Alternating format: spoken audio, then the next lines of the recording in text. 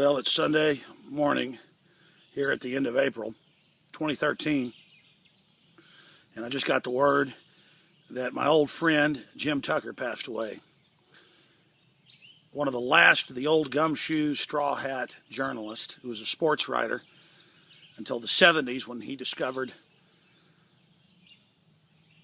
writings by a man named Pegler for other newspapers who had exposed a private secretive cabal that had been meeting at Jekyll Island, Georgia, the same place they'd met in 1913 to establish the private Federal Reserve.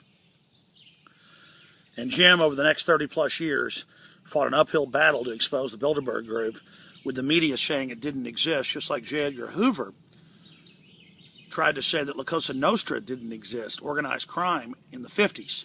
We all now laugh at that. But if it wasn't for trailblazers like Jim Tucker, we wouldn't know about the real top-of-the-pyramid global mafia, the Bilderberg Group. They've now released documents in Italy in their Supreme Court where the Bilderberg Group has been caught being involved in staged terror attacks and other organized crime activities.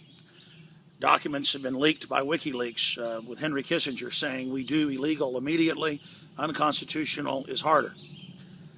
And thanks to Jim being ridiculed and attacked, but knowing he was right, he forced this out in the open. It's what one man can do in the beginning, and then others began to join him.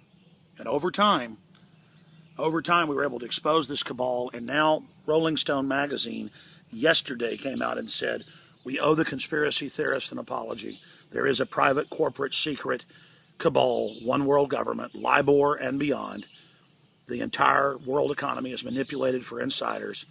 It is fascism. It is crony capitalism, the opposite of liberty. And we owe people like Jim Tucker a real debt of gratitude. And that's why I'm here in the Ozark Mountains.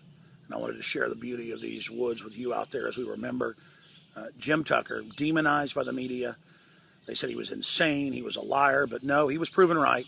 And now Bilderberg is mainstream news, and now the globalists can't operate in the dark. See, first they want to deny they exist, because once you have a debate with them, they will lose the debate because of the politics they're involved in. They're tyrants. So they wanted to just hide and make the world think that they didn't exist. But they can't do that anymore, thanks to people like Jim Tucker. And we continue to walk in his footsteps now. We continue to stand with Jim and continue his work and others' work exposing the New World Order, because men and women come and go. We're born into the world, we grow up, we die. But what matters is our body of work. And Jim Tucker's body of work will live on forever.